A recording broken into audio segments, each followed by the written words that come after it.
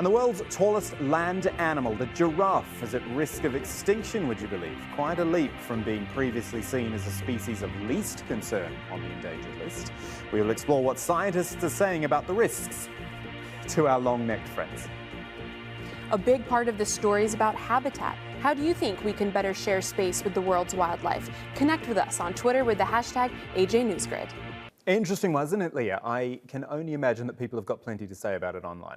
They do. Well, talaq is important to note, is an Arabic word, talaq, meaning divorce. But this idea of triple talaq is very specific to India, and we've had a lot of congratulatory tweets, really, that I've been seeing online. This one from Sangarita Ghosh. She's a well-known journalist out of India. She's giving a big shout out to the Muslim women who've long campaigned for the removal of the hashtag here, triple talaq, that the Constitution is higher than all personal laws. This is a very complicated issue. To better understand it, I spoke with one of our program editors, an Indian, his name, Akbar Wajahat. He's on Twitter here if you want to give him a follow. He's saying this is a very controversial issue, which is unlikely to go away in spite of today's court ruling. Because what's important to note is that this was a high court ruling, not the Supreme Court's ruling. So this is going to be an ongoing conversation that we'll continue to monitor here on the news grid. But to put this all into perspective for you, this is from the census in India, the latest census.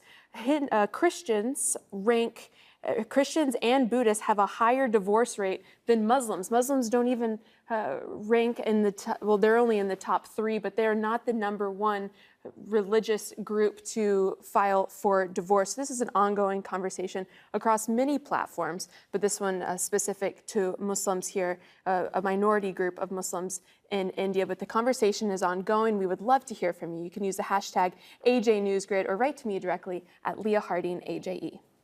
Leah Harding's back to talk about this one. It's an interesting one because it's an economic story, obviously, but it's become this exercise in Turkish nationalism as well, and you would say successfully so far. It has been, and we've had a lot of positive conversation on our Twitter poll that we put out earlier today. We asked you if you think the global currencies harm local economies. A lot of positive responses, though. Like I said, this man here appropriately, his hashtag is or his title here is Turkish Delight. He's saying apparently this move in Turkey is actually working, and that his Turkish mom told him about the deals and how glorified trading in the US dollar is. He's glad that it's working. People who actually keep an eye on this are saying that Erdogan's push to have people use the lira is because the lira is actually tanking on a global market. We have Louis Fisherman here. He's a professor at the City University in New York. He's putting a comparison here to how bad the conversion rate is with the US dollar.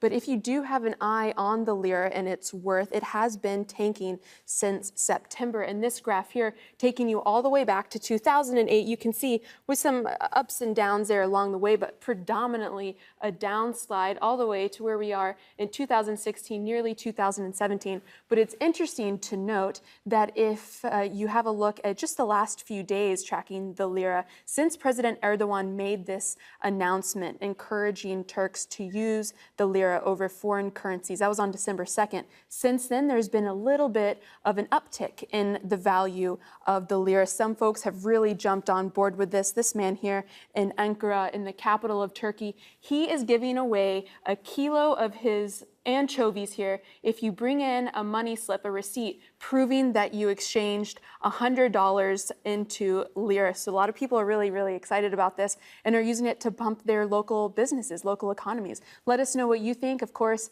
you can use the hashtag AJNewsGrid or you can write to me directly at Leah Harding, AJE. Now, Leah, we need to have a talk about this. In fact, can we get camera 4? Can we get a shot of the screen just now? Leah posted that on Twitter earlier today, saying that was her meeting a giraffe. I don't know how they do it in Florida, but that's not meeting, Leah.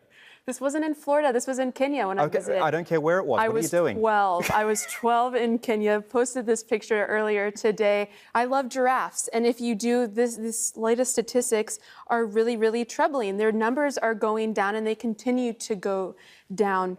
This picture here, like Tanya Page says, it's all about the habitat, and I think this really sums it up quite well. This is in Nairobi, in the Nairobi National Park. I mean, these are skyscrapers. This is the city right here. It literally meets with the Africa savanna I was just there last month, saw some giraffes there, but not as many as when I was there back when I was 12.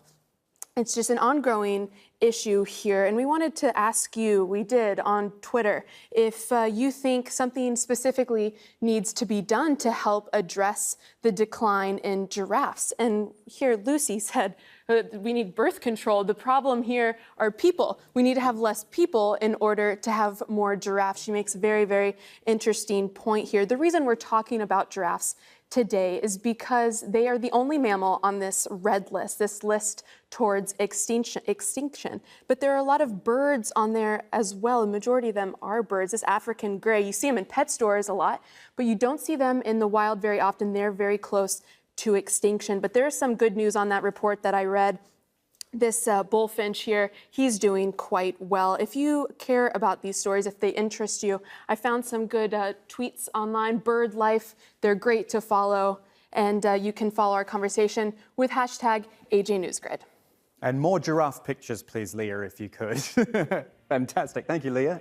At Leah Harding, AJE, if you want to talk to Leah directly, at Kamal AJE for me. And here are the rest of the contact details for you. The hashtag is AJNewsGrid, of course.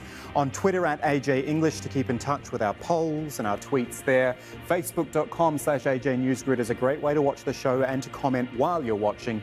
And you can always WhatsApp us, +974 501 111 49. I'm back here, Studio 14, 1500 GMT on Friday. We'll see you then.